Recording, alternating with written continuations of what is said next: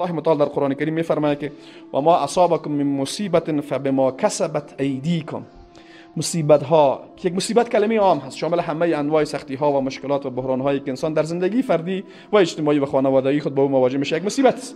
کل از اینها که میرسه یک سببش چیست؟ فبما کسبت ایدیکم، در نتیجه اعمال است که شما با دستان خودتان او را کسب میکنید. منظورش گناهان است که شما انجام میدید. در نتیجه گناهان الله تبارک و تعالی بر شما مصیبت ها را میاره و این مصیبت ها هم به فیصدی گناهان شما نیست، بلکه الله تبارک و تعالی و یعفو عن کثیر، از خیلی از گناهان شما میگذره. به خاطر بخشی از گناهان و مصیبت ها و گناهانی که شما انجام میدین، این مصیبت هایی که فعلا در زندگیتان میاد به خاطر همین چیزی است که شما او را میچشین. پس ما به عنوان یک فرد در مشکلات موجود اجتماعی دخیلیم، حداقل با انجام گناهانی که انجام میدیم.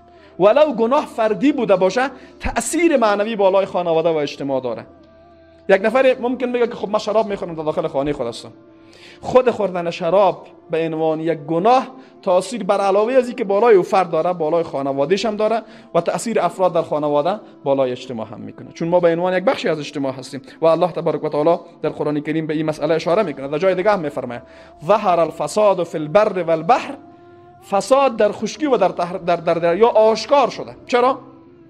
بما کسبت اید الناس، به خاطر او گناهانی که انسان‌ها با دستان خود انجام میدن. ظهر الفساد فی البر والبحر بما کسبت اید الناس لیذیقهم بعض الذی عملوا لعلهم یرجعون. ملتی که خدا با اسلام بلندشون کردن، اگر اسلام و پشت سر گذاشتن، خداوند تعاملش با اینا از کفار بدتر میشه و خطرناکتر میشه. اذا البحار سجرت و اذا البحار فجرت، که همیشه این دوتا آیه رو میخوندیم خودمون تو جزء عمه، معنیش نمیفهمیدیم چیه. چطوری دریا منفجر میشه؟ اصلا تو باورت میشه که دریا منفجر بشه؟ یکی از علامات قیامت دریا منفجر میشه، آب به هوا پرت میشه. و قبل از این که پرت بشه، منفجر بشه آب، اول به جوش میاد.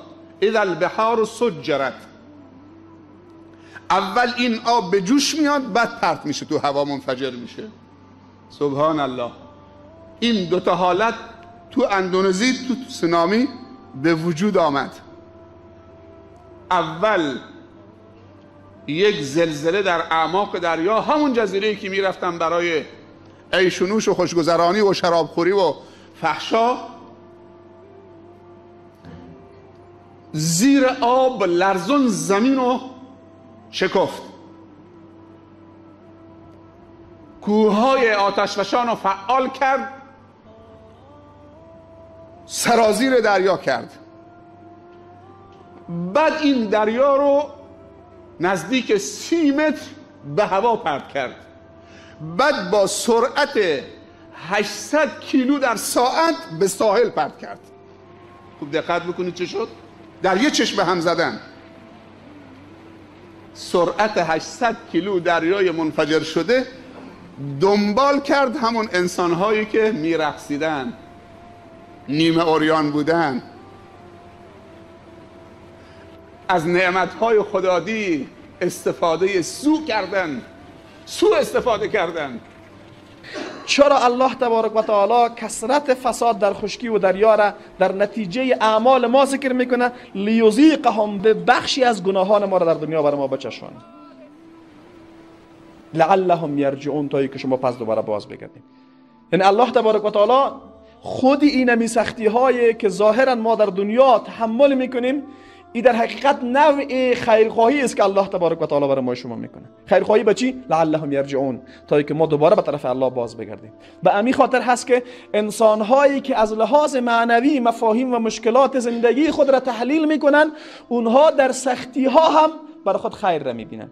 و اما حدیث رسول الله صلی الله علیه و سلم عملا در زندگی از اونها میباشه که رسول الله صلی الله علیه و سلم میگه عجبا لامر المؤمن ان امره كله له خیر.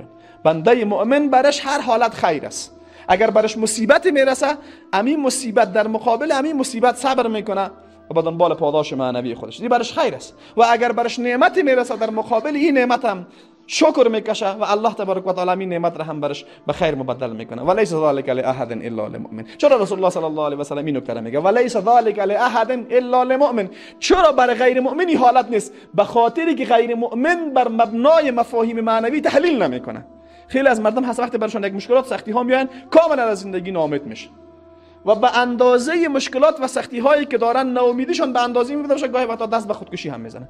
و امی خاطر هست که انسان هایی که تکیهگاه معنوی ندارن و از لحاظ مادی هم به مشکل برمیخورن آخرین حلش هم دست به خودکشی میزنن. و به امی خاطر هست در کشورهای بسیار پیشرفته آمار خودکشی به مراتب بالاتر است.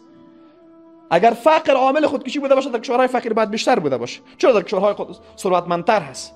پس به دنبال عامل دیگه انسان باید بوده باشه و قطعا بزرگترین عاملش معنویات است. پس انسان مسلمان زندگی خود را و مشکلات و وضعیت زندگی خود را تنها بر مبنای مفاهیم محض مادی تحلیل نکنه.